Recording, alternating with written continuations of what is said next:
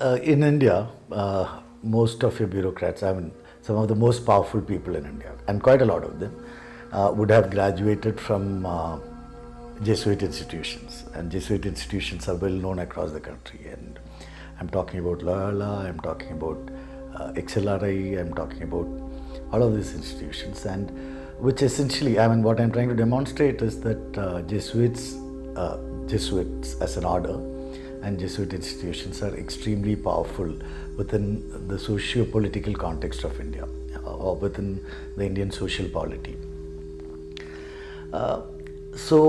The question that we are trying to interrogate is how did the state get the impunity to treat a very senior Jesuit priest like Stan Swami the way it did. And when I'm talking about the state, I'm talking about the state in its entirety, including the judiciary. And how that somebody like him was even refused a straw to drink. Forget his death, he was even refused a straw to drink and wasn't given the basic human considerations. The question here that I'm trying to address is what happened and what led to this impunity. And that's precisely why I started off by talking about how powerful Jesuit institutions are. While Jesuit institutions are very powerful, the Jesuits, interestingly and positively for them, have used this power in good stead. So while Jesuit institutions have been powerful, there have been quite a number of Jesuit priests, some of them my friends, who have actually worked very hard in terms of human rights with their heart in the right place. They have sort of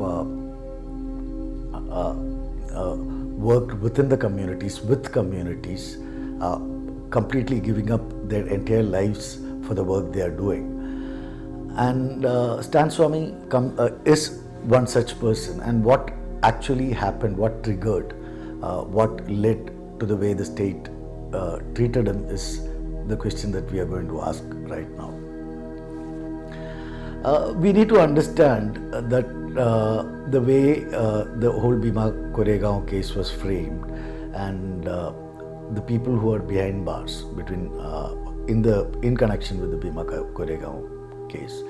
For the first time, perhaps for the first time in Indian history, we have, apart from isolated incidents of so-called Maoists earlier, perhaps for the first time, we have a whole bunch of established academics, activists, poets, lawyers, with a lot of social capital who are behind bars. And of them, if I'm not mistaken, Anand Tiltumde would be the only Dalit. But interestingly, he also has a lot of social capital, being Dr. Ambedkar's grandson. So, and these are people who would never be, who everybody knows, it's basically public knowledge, who could never be associated with any illegal activities, and if they're doing anything political, their political activities would always be in the legal realm. So, at the risk of repetition, I'm again saying, how did the state get the impunity to get to the stage where it could actually feel powerful enough to touch anybody, regardless of the extent of social or political capital they have? And this is a question that needs to be interrogated here. Like I have said before many times, this is not just a Hindutva project. The Hindutva project is just making use of something that has happened over the years. If you sort of look at a history of laws that have been unconstitutional but have remained in the law books in India, if you sort of, sedition is an example. Sedition was a colonial law which was essentially used to target people who were asking for independence from the British. It has continued across, it still exists in the statute book, it still exists in the Indian Penal Code, and it is still extensively used. And interestingly, and a very interesting point that needs to be made here, is that if you're charged with sedition, it is almost next to impossible to get bail. Regardless of how much you protest your innocence, regardless of whether the prosecution has a prima facie case or not. What would happen is the sessions judge would not have the courage to give you bail. And as far as I know, in most of sedition cases, bail is granted only at the level of the High Court. Add to it legislations like the UAPA and then the later legislations that Congress government interestingly brought, like the UAPA was also brought by a Congress agent, like TADA, which have been used, which sort of bypasses constitutional guarantees given to people who are accused of any crime.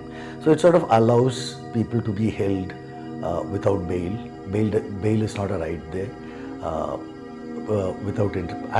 People can be held for days together without following procedure established by law. And here when I am talking about procedure established by law, I am talking about procedure that is constitutionally tenable, which is established by law. So here you have a set of laws which, using terrorism and extremism as a facade, UAPA was enacted much before this whole discourse on Islamic terror sort of came into focus. So I'm talking about 1967. So what exactly was happening was that the fledgling Indian state was establishing itself in a way where it was trying to deal with its dissent.